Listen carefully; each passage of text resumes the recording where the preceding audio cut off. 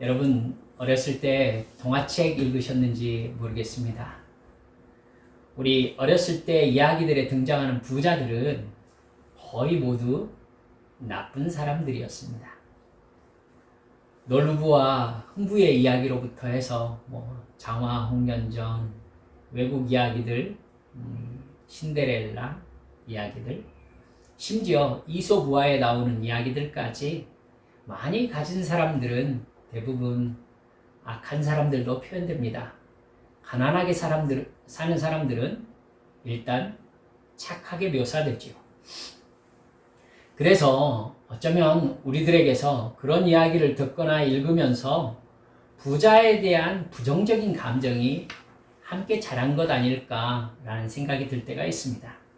아마 소수의 부자들과 다수의 가난한 사람들이라는 이런 사회 구조가 낳은 고정관념일 것이다 생각합니다. 그것은 기독교도 마찬가지입니다. 한국 기독교뿐만 아니라 세계의 기독교 선교는요, 처음부터 가난한 사람들을 중심으로 이루어졌습니다. 그렇기 때문인지 기독교 안에도 일단 부자에 대해서 부정적인 시각이 폭넓게 자리 잡고 있는 것을 느끼게 됩니다.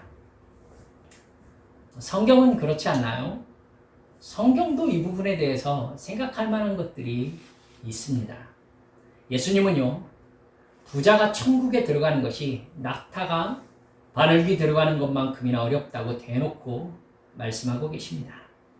더구나 야고보서 5장 1절에서는 그러니까 예수님께서 승천하신 다음의 이야기지 않습니까? 제자들 안에서도 이렇게 이야기 됩니다. 들으라 부한자들아, 너희에게 임할 고생으로 말미암아 울고 통곡하라. 너희 재물은 썩었고 너희 옷은 좀 먹었으며 너희 금과 은은 녹이 슬었으니 이 녹이 너희에게 증거가 되며 불같이 너희 살을 먹으리라. 너희가 말세에 재물을 쌓았도다. 이렇게 기록하고 있습니다. 성경에도 재물을 많이 가진 것이 마치 잘못인 것이냐 책망을 듣는 분위기가 있다는 것이죠. 여러분, 이런 기독교의 분위기가 기독교 사회로 자라났던 유럽의 사회 윤리를 형성했습니다. 그래서 그곳으로부터 전 세계로 전해진 이 기독교 사회 주류를 차지하게 되었던 윤리, 세계 윤리의 기준이 되었던 것입니다. 가난한 사람이 다수인 역사 속에서요, 부자는 노블리스 오블리제라고 하지요. 부와 명성을 가진 사람들은 사회에 대한 책임을 더 많이 가져야 한다라는 의무감을 가지게 되었습니다. 돈 많은 사람들 입장에서는 자기가 뛰어나거나 노력해가지고 얻은 그런 부가 왠지 다수의 돈을 빼앗은 것처럼 미안해야 하는 부채의식을 강요받아온 사회라고 이야기할 수도 있겠습니다. 여러분, 그것을 마냥 탓할 수만은 없어요. 아마 그런 개념이 아니었으면은 돈이 인간성을 완전히 말살하는 부분에 있어서 제동장치가 전혀 없는 사회가 되었을 가능성이 높을 테니까요. 여러분, 하지만 지금 세계의 분위기는 지금까지 전통적으로 내려왔던 어떤 부자는 좀 책임과 의무를 많이 가져야 되고 가난한 사람들은 배려받아야 된다, 이런 분위기는 사실은 예전부터 그래오지 않았습니다. 하지만 지금 세계는요, 이제 대놓고 이런 부분에 있어서 그럴 필요가 없다는 분위기로 돌아선 느낌이 납니다. 세계의 사상이 유행하기 시작할 때요, 의외로 한국 사회는 그것에 되게 민감하게 반응한다는 거 여러분 아십니까? 그래서 세계의 분위기를 선도하는 데 있어서 우리보다 어떤 생활 수준이 더 나은 그런 나라들보다 한국이 어떤 물질 문명에 있어서 좀 더 분위기를 민감하게 이렇게 선도하는 것을 볼 수 있거든요. 그러니까 세계와 우리나라의 돈에 대한 생각을 보면요, 좀 더 극단적인 황금 만능주의로 기울어져 가고 있다라는 생각을 피할 수가 없습니다. 지금 우리나라의 부에 대한 가치관은 개인주의와 합해져서 왜 내가 그것을 미안해하는가? 내가 번 돈 내 마음대로 쓰고 누리는 것이 그게 왜 죄인가? 이런 개념이 예전보다 훨씬 강해졌습니다. 이런 물질주의 개념이 청년들에게는 대단히 공감을 얻고 있는 분위기가 여러분 감지되시죠? 사회적 신분 상승의 사다리가 거의 없어진 지금 사실 각박한 시대를 살고 있습니다. 우리 청년들이. 그러니까 노력해도 이룰 수 있는 것이 별로 없다. 아니 거의 없다. 이런 절망감이 청년들 안에 자리 잡고 있어요. 그래서 청년들, 청소년들은 부모에게 이렇게 가난하게 살면서 왜 나를 낳았어요? 무책임하게. 이렇게 말하는 반항심이 공공연하게 사회적 문제로 나누어지고 있지 않습니까? 그 절망은요, 결혼한 젊은 세대에게 그대로 옮겨져 있습니다. 가난하면 애 낳지 말아야 된다. 폭넓게 받아들여지고 있는 생각이죠. 우리나라 출산율이 왜 세계 최저입니까?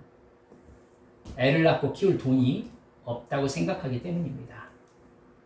하지만 이건 사실은 잘못된 생각입니다. 우리나라는 세계 10위권의 부자 나라입니다. 그러니까 여러분 생각해 보세요. 우리나라보다 국민소득이 훨씬 적은 나라도 출산율이 높은 나라가 태반입니다. 그럼 그 나라들은 노블리스 오블리제라는 사회제도가 잘 정착되어 있는 나라들인가요? 아니에요. 훨씬 더 비인간적인 나라의 예들을 우리들은 알고 있습니다만 그 나라가 우리나라보다 출산율이 적지는 않습니다. 이런 세상에 어떻게 우리 아이를 키울 수 있겠는가 하면서 그들이 애를 안 낳습니까? 그렇지 않거든요. 근데 우리나라는 유독 애를 낳지 않습니다. 키울 수 없다? 어떻게 키워야 되는 것이죠? 실제로 애를 키울 돈이 절대적으로 없다기보다 돈을 사람의 가치 판단의 기준으로 삼은 사회 분위기가 사람들에게 상대적 박탈감을 크게 느끼게 하고 있는 것입니다. 여러분 영화 기생충 보셨습니까? 배우 송강호가 이제 여러분 보신 분들 기억이 나시겠습니다만 집을 비운 이 박 사장의 집에 자기 식구들을 모두 데려와 가지고는 박 사장 집에 있는 술과 먹을 것들 다 펼쳐놓고 자기들끼리 먹습니다. 그때에 배우 송강호가 이렇게 얘기합니다. 대사가 이렇죠. 이 사모님이 참 순진해. 착하고 부자인데 착하다니까. 그러자 송강호 부인이 이렇게 말하죠. 부자인데 착해가 아니라 부자니까 착한 거지. 뭔 소린지 알아? 솔직히 이 돈이 다 나한테 있었어 봐. 나는 더 착하지. 착해. 그러자 송강호가 다시 이렇게 말합니다. 그건 그래. 네 엄마 말이 맞아. 부자들이 원래 순진해. 꼬인 곳도 없고 부잣집은 또 애들이 구김살이 없어. 그러자 부인이 다시 맞받죠. 다림이야 다림이. 돈이 다림이라고 구김살을 쫙 펴줘. 저는 이 대사 들으면서 정말 생각되는 게 많았어요. 이 시대 사람들은 돈이 있어야 착해질 수 있다고 생각해요. 도덕성이 돈에서 나온다고 보는 것이죠. 돈이 인간의 됨됨이를 결정합니다. 그렇다면 돈이 숭배의 대상이라는 얘기입니다. 돈이 목적입니다. 따라서 돈이 없는 것은 이 사회에 존재할 가치가 없다는 죄책감까지 가지게 합니다. 그러니까 돈이 없는 이유로 자살하는 사람들이 생기는 것이죠. 기생충에서 이 박 사장의 지하실에서 살고 있는 근세, 여러분 기억나시죠? 그 근세의 충격적인 퍼포먼스가 있습니다. 이 박 사장이 표지로 나온 잡지를 세워놓고요. 오늘 또 저를 먹여주시고 재워주시고 리스펙트 이렇게 얘기합니다. 종교적 의식 같은 것이죠.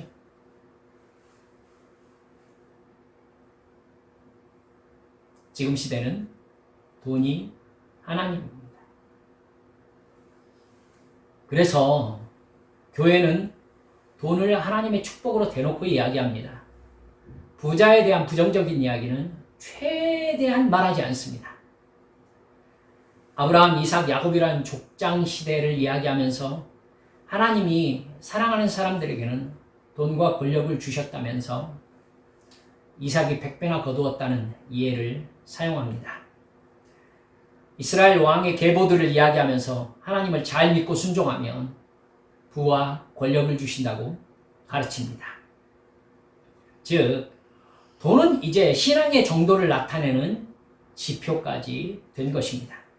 그래서 한국 교회는 건물이 부와 권력을 나타내던 중세 시대로 돌아가 버린 것이 아닌가라는 느낌을 줄 때가 정말 있습니다. 교회 건물은 하나님을 돈의 신, 권력의 신, 성공의 신으로 나타내기에 바쁩니다. 그런 하나님은 종교적인 스타인 목사와 동일시되는 무서운 현상까지 낳고 있습니다. 그래서 성공한 종교인으로서의 목사는 하나님처럼 교인들의 숭배 대상이 되는 경향이 있습니다. 이 분위기 속에 한국교회의 하나님은 돈입니다. 교인들이 바라는 것 역시 뭐가 어려워요? 돈입니다. 돈이 많은 사람들은 비싼 옷과 비싼 자동차로 복받은 사람이라는 부러움을 삽니다. 종교적 우월감 속에서 자기를 드러냅니다. 어떤 교회 목사님은 우리 교회 성도들 중에서는 이런 분들이 있다면서 사회적으로 성공한 사람들의 이름을 쭉 나열하는 그런 설교를 제가 들은 적이 있습니다. 예배 시간에 국회의원이나 무슨 구청장 이런 정치 선출직에 출마한 사람들이 예배에 참석하면 이렇게 세워서 박수를 쳐줍니다. 그리고 우리 교회에 출석하니 투표하시라고 이야기하는, 어찌 보면 참 이기적이죠. 한국교회의 현 주소입니다. 그 틈바구니에서 정말 가정이 힘들고 직장이 힘들고 고통스럽게 하루하루를 살아가는 가난한 사람들은 박탈감을 심하게 느낍니다. 교회에서 정말 오랜 시간 동안 제가 교회의 교역자로 활동을 해왔지 않겠습니까? 가난하고 고통스러운 사람들은요, 소리 없이 교회 가장 구석진 자리에 앉아있다가 소리 없이 얼른 빠져나갑니다. 가진 자의 종교가 되어버린 이 기독교에서 하나님은 고아와 과부와 가난한 자와 나그네의 하나님이 아니라 부자들의 하나님일 뿐입니다. 그렇게 인식된 하나님은 여러분 성경에 말씀하고 계시는 하나님이 아닙니다. 그건 잘못 알고 있는 거예요. 하나님은 그런 하나님이 아닙니다. 만약 그런 하나님이시라면 하나님의 민족인 아브라함의 후예들을 430년 동안 이집트의 노예로 두셨을 리가 없습니다. 노예 아십니까? 아무도 노예이셨던 적은 없으시지 않습니까? 아무 소망이 없는 존재가 노예입니다.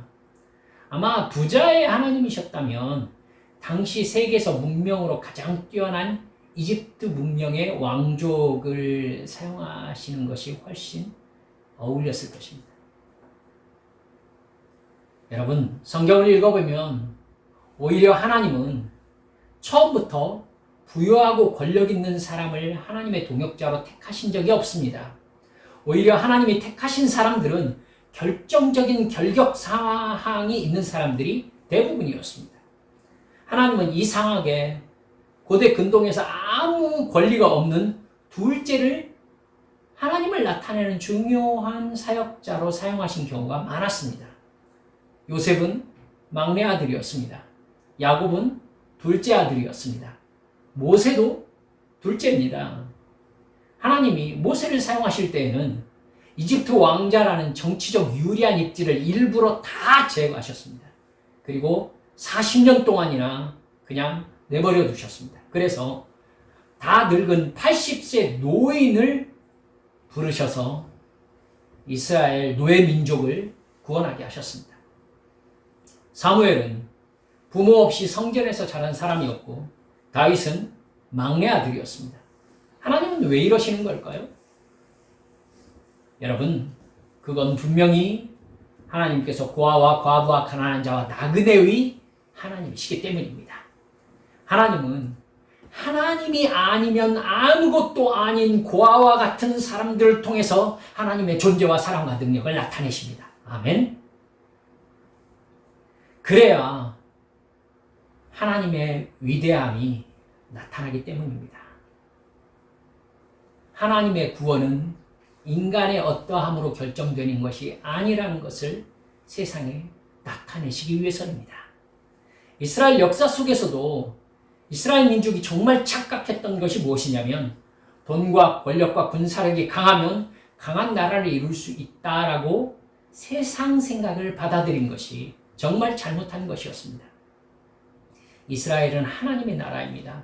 하나님이 지키고 하나님의 목적에 따라 존재합니다. 따라서 하나님이 아니시면 이스라엘은 아무것도 아닙니다.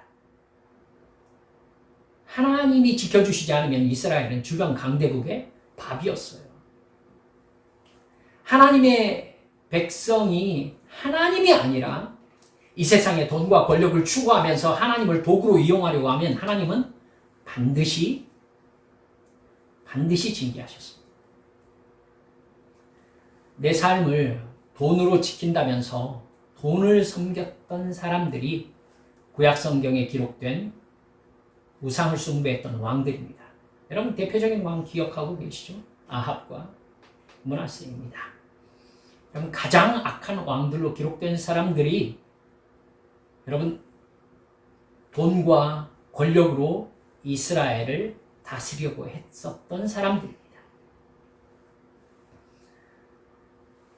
그들은 고아와 과부와 가난한 자와 나그네의 하나님을 버리고 부와 권력의 신을 바알로 만들어서 그 신을 섬긴 것입니다.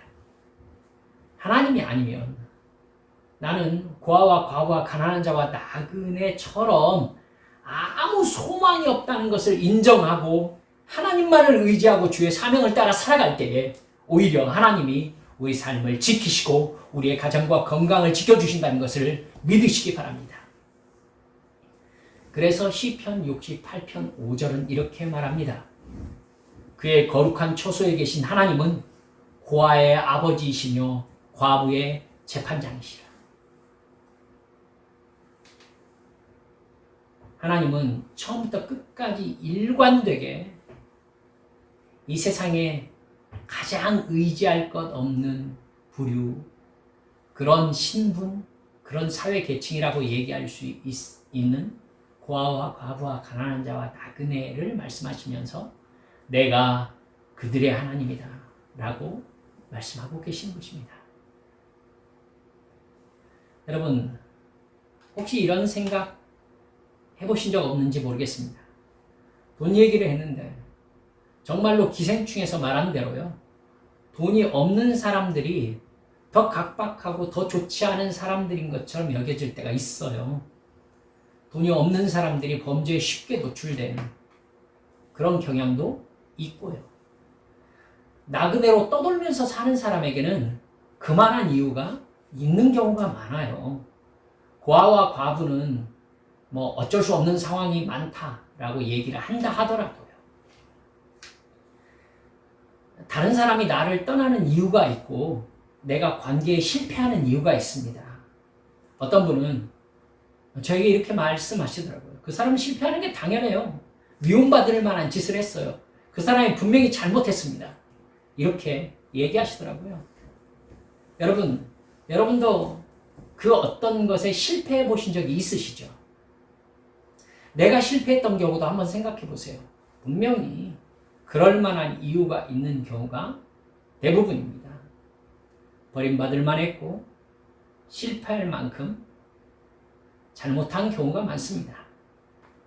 여러분, 그런 경우에도 하나님께서 고아와 과부와 가난한 사람과 나그네의 하나님입니까? 생각해 볼 만한 이야기입니다.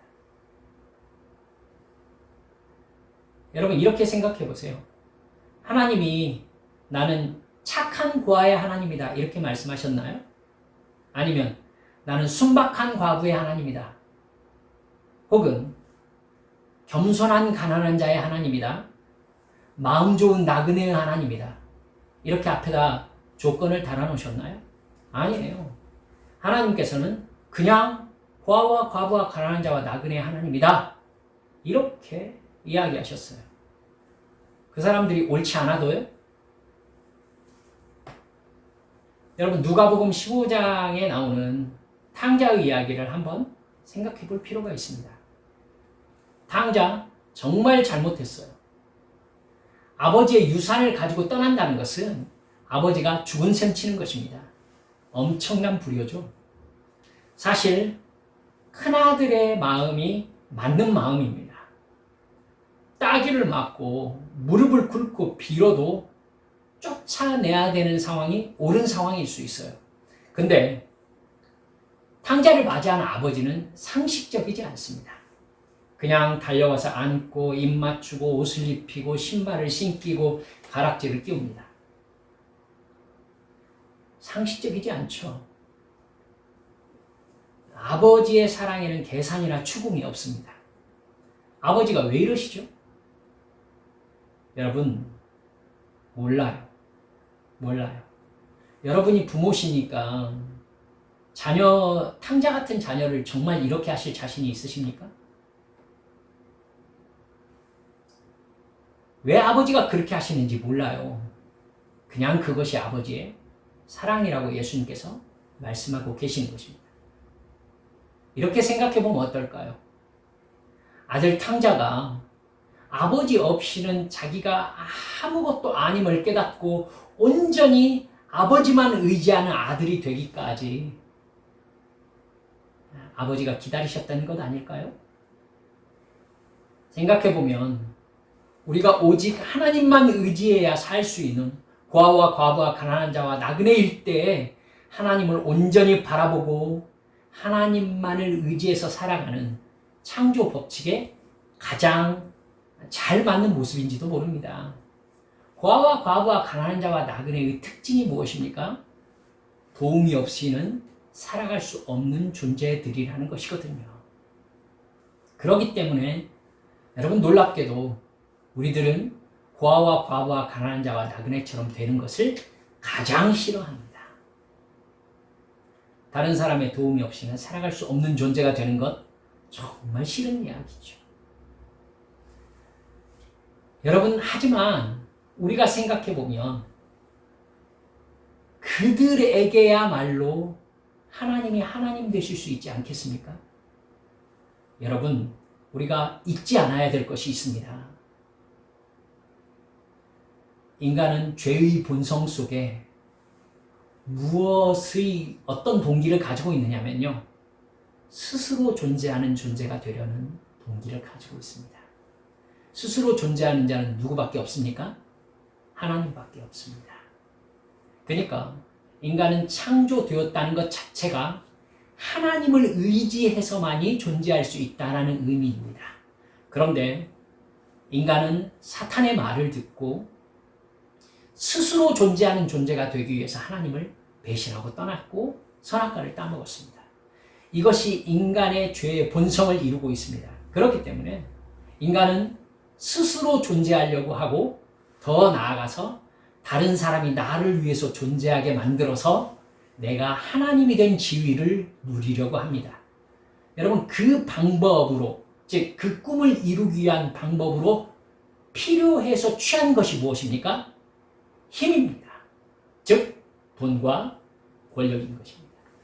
그렇기 때문에 여러분, 부인할 수 없는 것은 인간에게 돈과 권력이 많아지면은 절대로 하나님을 의지하지 않습니다. 이것이 인간의 본성입니다. 그래서 야고보 사도가 부한 자들에게 그렇게 심각한 말을 했던 것입니다.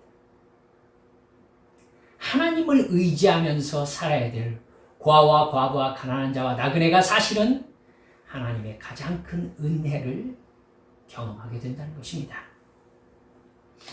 여러분, 그렇기 때문에 하나님은 이스라엘 민족도 노예의 상태로 430년을 지내게 하신 것이라고 생각됩니다.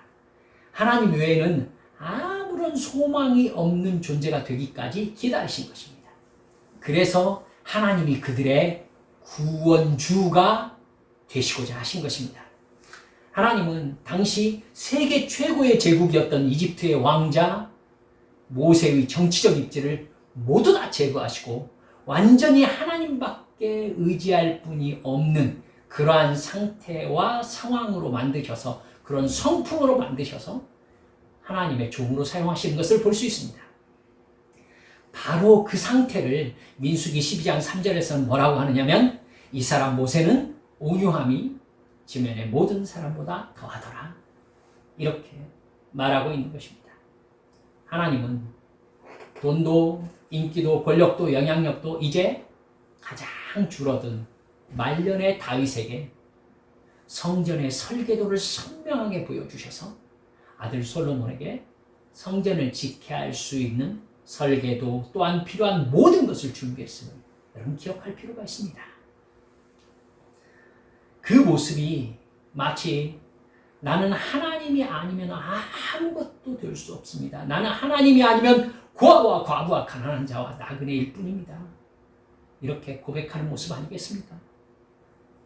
하나님이 일부러 고아와 같은 상황으로 인도하셔서 하나님만 의지하는 상태로 만드셔서 하나님을 계시하신다면, 나는 지금 하나님께서 하나님 되심을 나에게 보여주실 만큼, 증거해 주실 만큼, 드러내실 만큼 온전히 하나님만 의지하는 존재인지를 한번 살펴보십시다. 나는 하나님 아니면 정말 고아와 과부와 가난한 자와 나그네라는 생각을 정말 가슴 깊이 하고 있습니까? 오늘 본문에서 내가 너를 고아처럼 버려두지 않고 너에게 오겠다, 이렇게 말씀하셨는데 내 마음속에 아무 느낌이 없어요. 왜? 나는 고아가 아니니까. 이렇다면 내가 정말 하나님만을 믿고 의지하는 믿음인지를 깊이 점검해야 됩니다. 주님은 나 없어도 너는 나름대로 잘 살겠구나, 네가 바라는 것은 내가 아니라 돈과 너에게 유익이 되는 관계이구나, 이렇게 말씀하지 않으실까요? 사실 모세가 사람을 죽였을 때처럼 내가 정말 잘못했든지 아니면 상황이 어쩔 수 없이 흘러가 버려서 돈도 관계도 다 잃어버린 어떤 탕자와 같은 사람들이요, 내가 너를 고아처럼 버려두지 않을게 라는 이런 하나님의 말씀이 마음에 깊이 와 닿는지도 모릅니다. 제 생각으로는 그래서 하나님께서 정말 하나님의 사랑을 드러내실 사람들에게 고아와 같은, 과부와 같은, 가난한 자와 나그네 같은 상황으로 이끌어 가시는지 모르겠다, 이 생각이 듭니다. 여러분, 말씀을 준비하면서 문득 훅 떠올랐던 생각이, 이미지가 있습니다. 제 아내가 참 큰딸을 지하철 이게 역에서 잃어버렸던 그때 이야기를 한 적이 있었는데, 제게 참 저에게도 얘기를 듣기만 했지만 아주 막 실제로 잃어버렸으면 어떨 뻔했나라는 큰 어떤 그 이미지가 깊이 남아있나 봐요.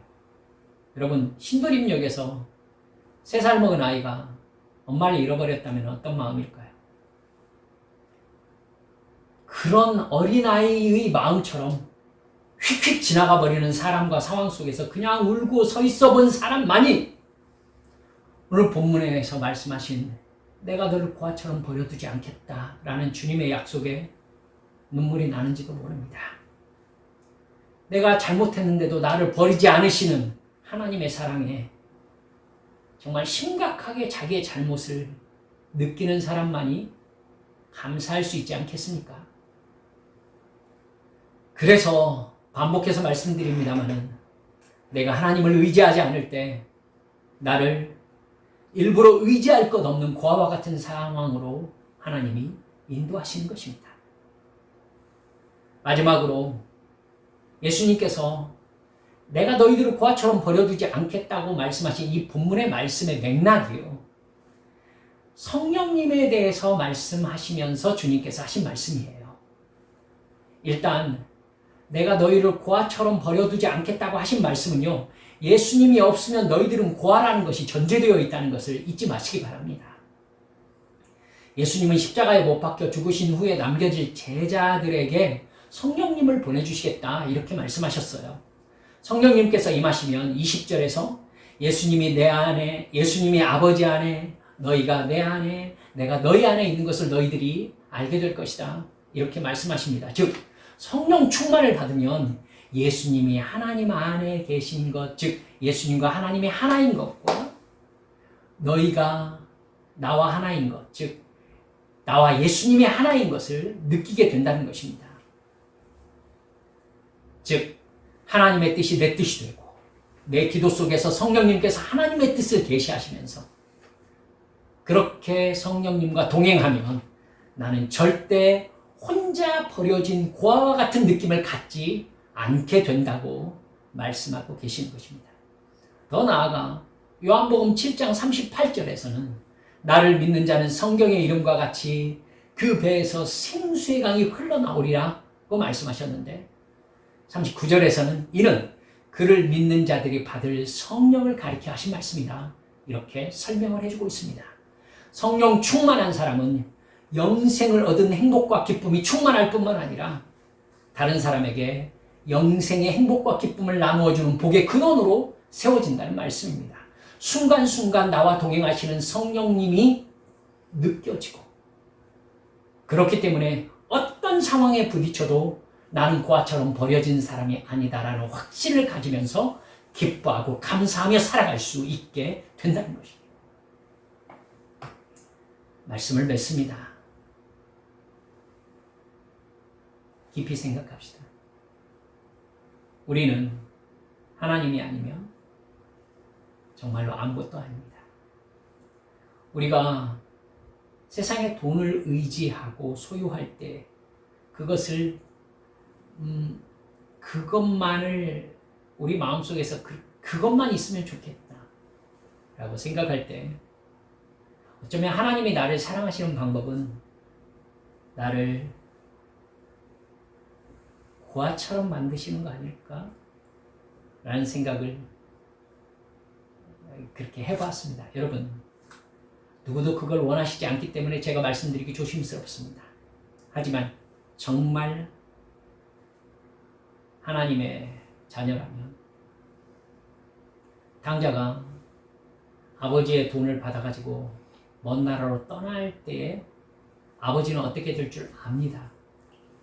하지만 따라가지 않습니다. 결국 아버지가 예측했던 대로 됩니다. 그 돈 모두 다 잃어버리고 탕자가 됩니다. 그리고 거지꼴로 돌아옵니다. 여러분, 탕자가 돌아오는 것을 아버지가 발견하고 달려 나옵니다. 기다리고 계셨다는 뜻이지요. 여러분, 잊지 마십시오. 우리가 이것만 있으면 내가 나다운 삶을 살 수 있겠다, 행복할 수 있겠다 하면서 돈에 집중하고 그걸 의지할 때 하나님은 오히려 그것을 잃게 하는 상황으로 우리를 인도하실 가능성이 높아 보입니다.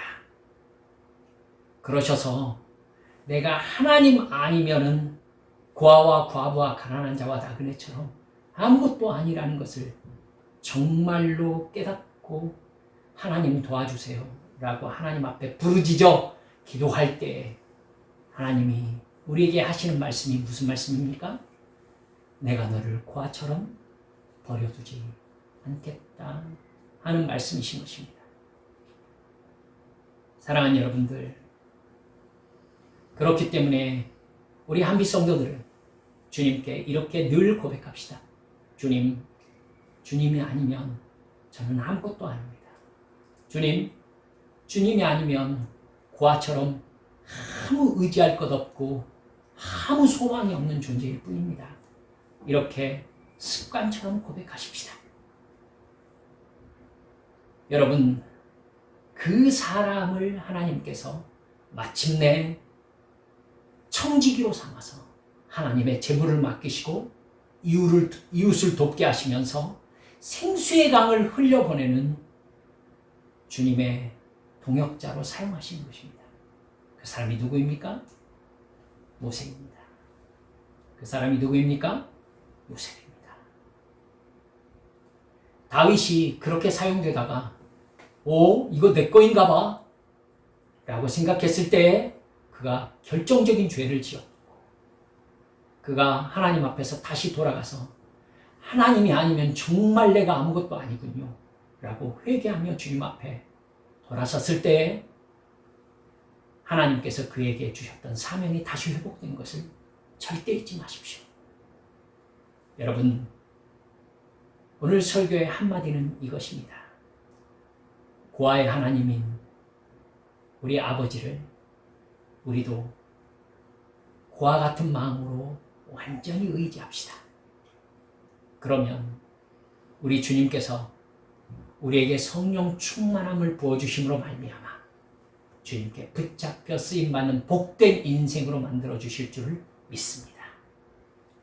이 시간 우리 함께 기도하십시다. 사랑하는 여러분들, 돈이 없으면 살아갈 수 없습니다. 하나님 그거 모르시겠습니까? 하지만 그게 생명은 아닙니다. 기독교는 돈을 주는 종교가 아니라 생명을 주는 종교입니다. 생명을 받는데 돈이 방해된다면, 영생을 받는데 돈이 방해된다면 하나님은 사랑하시기 때문에, 자녀이시기 때문에 돈을 제거하실 수 있습니다. 근데 하나님께서 하나님의 일을 하시면서 돈을 주시는 사람도 있습니다. 어떤 사람입니까? 이것이 내 생명이 아닌 것을 정말로 깨달은 사람입니다. 그래서 주님께서 뜻하신 사명에 쓸 준비가 된 청지기에게 하나님의 것을 맡기시는 것이죠. 이게 하나님과 우리와의 관계에 있어서 복의 법칙입니다. 이 시간 주님 앞에 기도하면서 주님, 제가 성령 충만하여서 하나님이 내게 주신 인생의 목적을 올바로 깨달아 순종하고 사명 감당하면서 내가 이렇게 쓰임받고 저 영원한 천국에 올라갈 사람인 것을 한순간도 잊지 않는 믿음의 성도가 되게 해주시라고 기도하셔야 되겠습니다. 주님, 그런 은혜를 내가 경험하고 성령 충만하여서 하나님의 존재와 사랑과 능력을 나의 가정과 나의 직장, 나의 관계 안에 나타내는 사명자로 쓰임받다가 주님께서 부르시는 날 기쁘게 주님께 달려가는 그러한 복된 인생 되게 해주시라고 우리 주님 앞에 함께 통성으로 기도하시겠습니다. 기도합니다.